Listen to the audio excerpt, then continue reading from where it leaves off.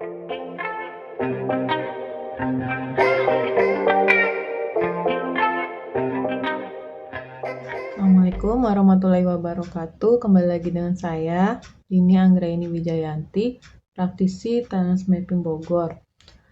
Jadi video yang ketiga ini saya akan membahas pemaparan tentang tema bakat yang ketiga, yaitu ideation.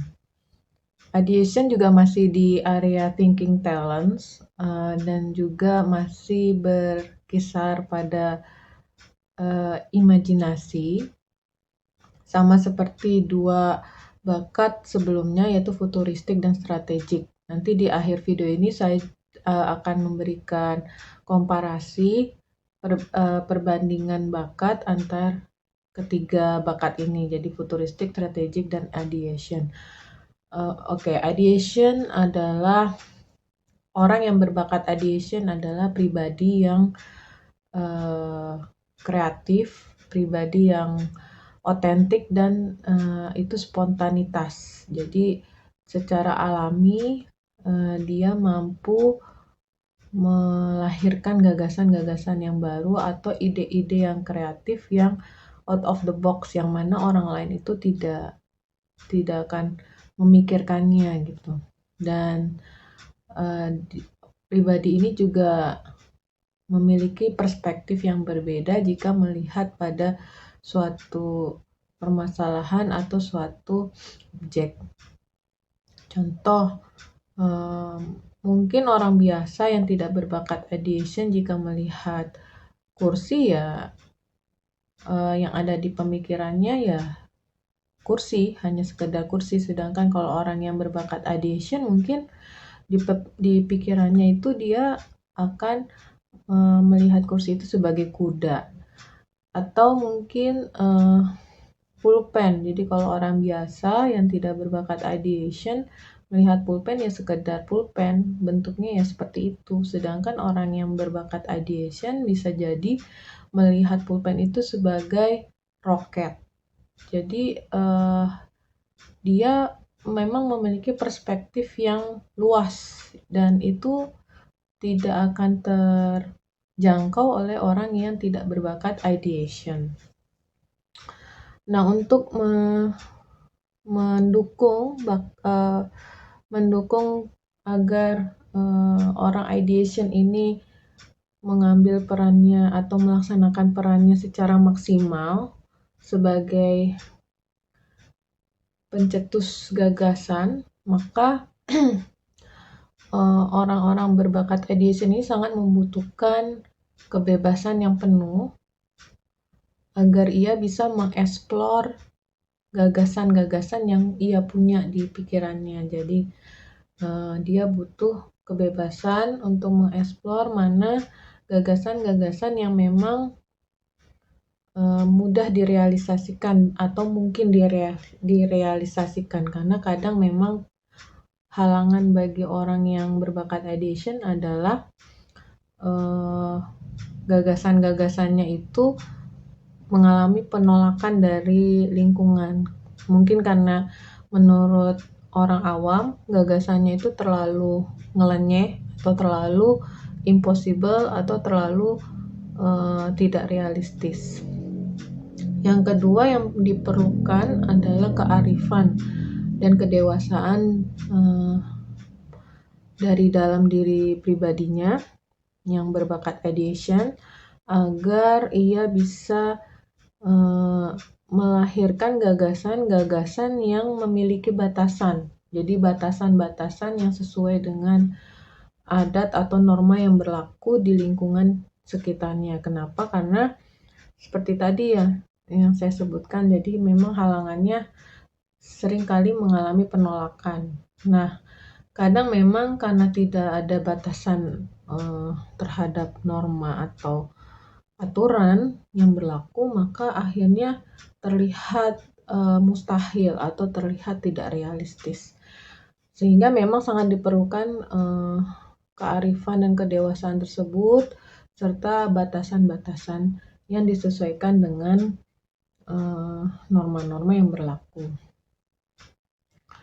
Jadi seperti itulah orang ideation, dimana kalau misalnya kita bandingkan antara futuristik, strategik, dan ideation, itu ketiganya memang sama-sama mengimajinasi sesuatu. Untuk futuristik, dia mengimajinasi atau menentukan tujuan yang mau dicapai di jangka waktu tertentu, misalnya 1 tahun atau 5 tahun ke depan, atau mungkin 10 tahun ke depan. Sedangkan strategik, dia memilihkan jalan atau jalur atau mungkin langkah yang harus dilakukan, yang harus ditempuh untuk mencapai tujuan yang ditentukan. Sedangkan ideation membantu untuk menemukan cara untuk melalui jalur atau melalui jalan atau melakukan langkah-langkah yang telah ditetapkan agar tetap bisa mencapai target atau tujuan yang sudah ditentukan di awal. Untuk mempermudah pemahaman, saya akan bantu analogikan seperti ini. Jadi misal di suatu ruangan ada 3 siswa SMA.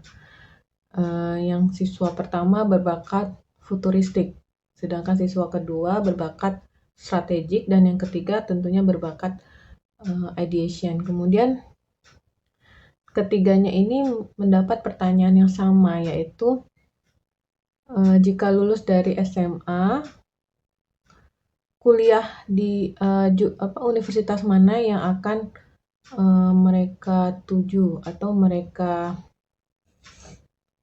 cita-citakan untuk melanjutkan pendidikan mereka setelah SMA. Maka bagi orang futuristik, ini adalah pertanyaan yang cocok baginya karena menanyakan tujuan hidup. Jadi universitas mana yang mau dituju kan istilahnya. Jadi tentunya ini akan dijawab, tepatnya akan dijawab oleh siswa yang berbakat futuristik, yaitu misalkan Universitas Gadjah Mada di Yogyakarta. Kemudian ada pertanyaan kedua, yaitu jalur mana yang kalian akan tempuh untuk dapat masuk ke universitas yang kalian pilih tersebut. Maka ini menjadi pertanyaan yang cocok untuk dijawab oleh siswa kedua, yaitu yang berbakat strategik, karena dia akan tahu jalur mana yang harus ditempuh, yaitu misalnya SPMB, jalur SPMB. Dia akan menjawab, oke, saya akan masuk Universitas Gadjah Mada melalui jalur SPMB. Lalu ada pertanyaan berikutnya, pertanyaan ketiga, bagaimana cara agar kalian bisa lulus SPMB sehingga bisa masuk ke universitas yang kalian tuju? Maka ini pertanyaan yang cocok bagi siswa yang ketiga yang berbakat ideation, karena pertanyaan ini menanyakan cara, dan siswa yang ketiga misalnya akan menjawab untuk lulus SPMB, tadi kan langkah yang diambil adalah jalur SPMB, maka cara untuk lulus SPMB adalah dengan misalnya dengan mengikuti bimbingan belajar SPMB di